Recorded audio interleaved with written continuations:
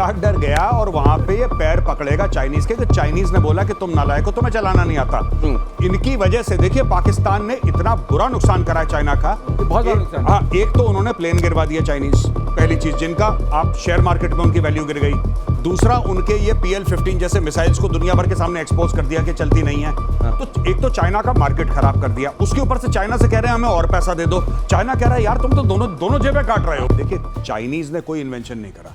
आज से कई 100 साल पहले उन्होंने गन पाउडर बनाया था, पेपर बनाया था, उसके बाद मामला रुक गया है।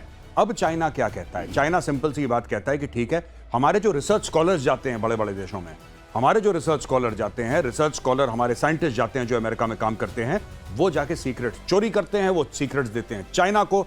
चाइना कुछ करके उसको 2+2=22 करके कुछ बनाता है और ये मिसाइलें अपनी सामने पेश कर देता है। चाइनीज इन्वेंशन नहीं है, ये वेस्टर्न टेक्नोलॉजी। सर यहाँ पे सर बेहतर मुझसे बता पाएंगे। ये टेक्नोलॉजी चोरी करने का काम पाकिस्तान ही ज्यादा करता है क्या? नहीं, China is the original thief. अच्छा। ओरिजिनल चोर चीन है। अच्छा, वो जो आंख में काला वो पायरेट वाला जो एक निशान होता है वो असल में चाइना है। वो चाइना और उसके चंगू मंगू पाकिस्तान टाइप के वो पाकिस्तान, नॉर्थ कोरिया वगैरह। North Korea. अब ये देखिए, America, Britain, France, Japan, Australia, ये तमाम देश कह रहे हैं मलबा दे दो भैया। तो फिर अगर ये हाल है तो मलबा क्यों मांगा जा रहा है? मलबा का तो बहुत बड़ी सिग्निफिकेंस है। मैं आपको थोड़ी टेक्निकल बात बताइए ना प्लीज।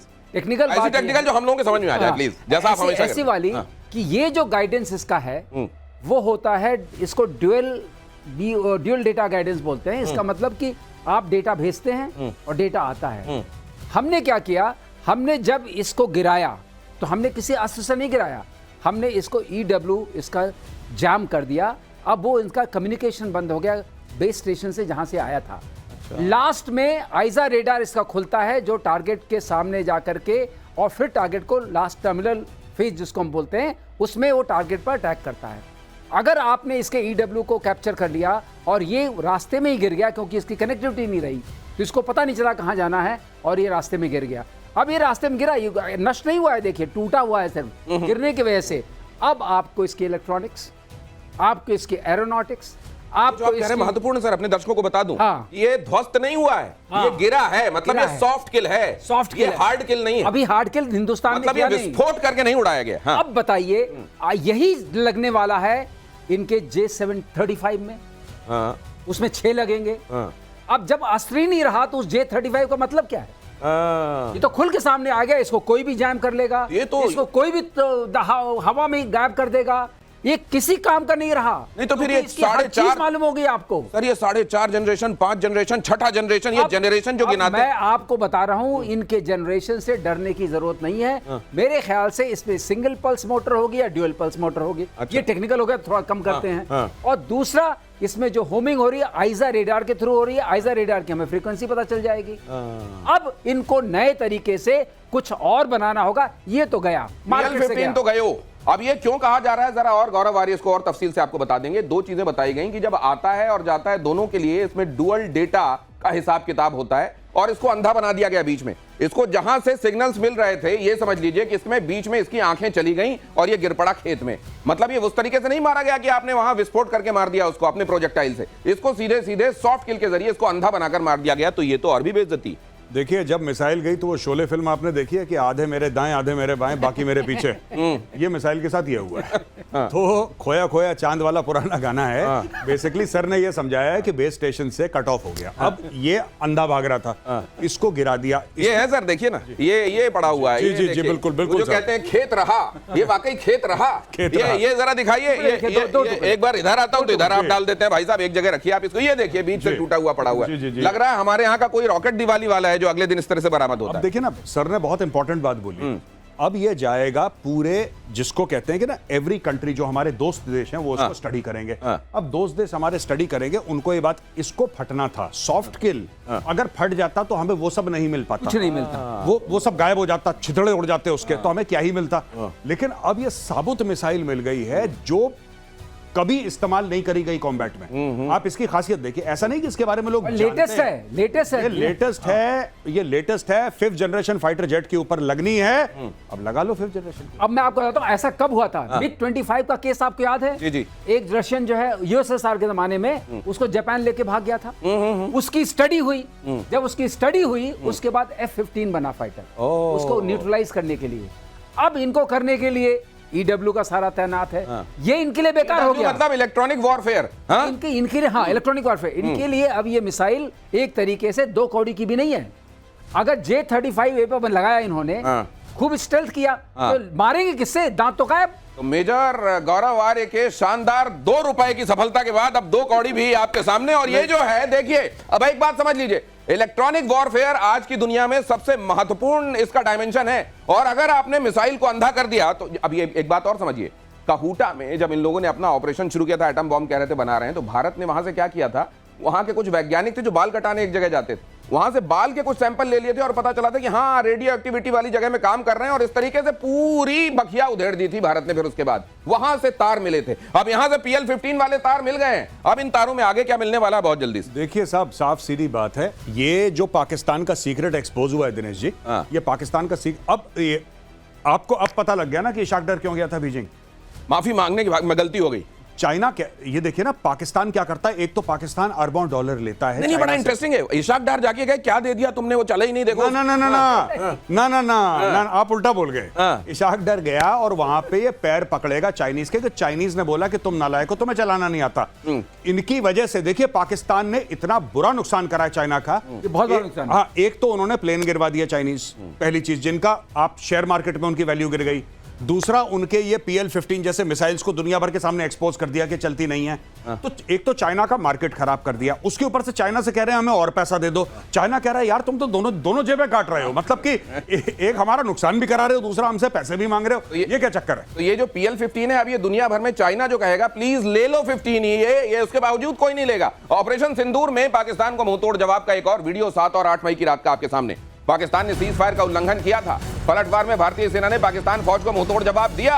पाकिस्तानी आर्मी की कई चौकियां तबाह हुई और पलटवार से पहले ड्रोन सर्विलांस से पाकिस्तान फौज की पिन पॉइंट लोकेशन हासिल की। वो तमाम चौकियां जिन जगहों से शेलिंग की जा रही थी, फायरिंग की जा रही थी, पहले आइडेंटिफाई किया गया और फिर यूं धुआं उड़ रहा था और फिजाओं में फैल रहा था। यहां एक पोस्ट हुआ करती थी मेजर गौरव आर्य। हाँ, वो है से था कर दिया। और पोस्ट मैं ये जिस एरिया का दिखा रहे हैं, आई थिंक ये पुंचन रजौरी का है। अच्छा। मैं यहाँ पे सर्व कर चुका हूँ। अगर ये पुंचन रजौरी का है तो मैं यहाँ पे सर्व कर चुका हूँ। मैं कंपनी कमांडर था और लेकिन और आसानी से आप शायद नहीं वो नहीं पहचान में। हाँ, नहीं वो टेरेन एक जैसी है कमोबेश पूरे। हाँ, हो सकता है कि 100-200 दायमा किलोमीटर हो, कुछ नहीं पता। लेकिन fact of the matter is कि घने जंगल बिल्कुल ऐसे ही, बिल्कुल ऐसे ही, और कुछ ना पता लगे कि बगल 20 मीटर में कौन खड़ा है। वहां पे पाकिस्तानी पोस्ट को आइडेंटिफाई करा और जो वीडियोस देख रहा हूं मैं यहाँ पे, एक पोस्ट को आइडेंटिफाई करा, उस पे इतना फायर पावर मारा। आपको पता है T-72 टैंक्स लगाए थे। हाँ जी। T-72 टैंक्स लगाए, वहां पे एंटी एयरक्राफ्ट गन्स भी लगी हैं। आपकी ZU-23 सर बेहतर जानते हैं, वहां पे डायरेक्ट फायरिंग रोल में, जो कि एक्चुअली हवाई जहाज को मारने की है, वो वहां पे लगा रखी है सामने बिल्कुल। वहां पे एंटी टैंक गाइडेड मिसाइल लगा रखी है। वहां पे टैंक नहीं है, बस एंटी टैंक गाइडेड मिसाइल है, कि वो जब फायर करते हैं वो एंटी टैंक गाइडेड मिसाइल सीधा पाकिस्तान के पोस्ट के अंदर घुसती है और वहां पे उसको फाड़ देती है पूरी पोस्ट को। ये जो आप देख रहे हैं, ये किसका है? ये वही तो कर रहे हैं ड्रामा ये लोग। वहां पे पूरा जो साप्ताहिक सीरियल चलती है ना, सास भी कभी बहू थी, यही तो है ये। और फीचर फिल्म का शेष भाग तो अभी आगे देखने वाले हैं। भैया मार के इनका डमरू बजा दिया। देखिए यहाँ पे वो क्या, ये किससे मार रहे हैं? ये मार रहे हैं रॉकेट लॉन्चर, ये मार रहे हैं ATGM, ये मार रहे हैं अपनी L-70 भी लगा रखी है इन लोगों ने। जो L-70 सर अपनी वो जो AD वाली होती है, अपना जू लगा रखा है। जू का एक बार फायर करा, पेडल उसका दबाया, 3000 राउंड जाते हैं 1 मिनट में। ऐसी चीज पाकिस्तानियों ने देखा भी नहीं। तो ये सब चल रहा है वहां पे। देखिए, चल ये भी रहा कि पाकिस्तान से तनाव के बीच अलर्ट पर इंडियन आर्मी, भारतीय सेना ने जारी किया नया वीडियो। सेना की दक्षिण पश्चिमी कमान का ये वीडियो है, दुश्मन पर हमले की तैयारियों का वीडियो। एक तो वैसे ही पाकिस्तान की हालत खराब है, वो किसी तरह अपने स्ट्रेस को मैनेज करने के लिए जनरल को फील्ड मार्शल बना दे रहा है, लेकिन फिर भी उसका स्ट्रेस मैनेज करने की बजाय और सिर दर्द उसको मिला जा रहा है। देखिए, ये भारत की तैयारियों का वीडियो। PK श्रीवास्तव, ये मैं एक चीज मुझे कहने का मन कर रहा है, कह सकता हूँ, उनको फील्ड मार्शल बना दिया। फील्ड मार्शल नॉर्मली ये होता है कि आप बैटल फील्ड में कभी रहे हो, ये तो बंकर फील्ड में रहे, तो इनका बंकर मार्शल अगर कहें तो ज्यादा अच्छा नहीं होगा क्या? बंकर मार्शल, ये एक और उपाधि। पता नहीं होगा असीम मुनीर को इतनी सारी उपाधियां बरसेंगी भारत से इतने थप्पड़ खाने के बाद। Bunker marshal. Dinesh, on a serious note, even US army के पास फील्ड मार्शल नहीं है, एक्टिव फील्ड मार्शल। ये ऑनरेरी टाइप की चीज है। World War II वगैरह में फील्ड मार्शल होते थे, जिनको टोटल सुप्रीमेसी होती थी, न तो उतने संसाधन है। नहीं सर, मैंने कल एक बड़ी अच्छी चीज देखी, वो मीम है और सोशल मीडिया में चल रहा था।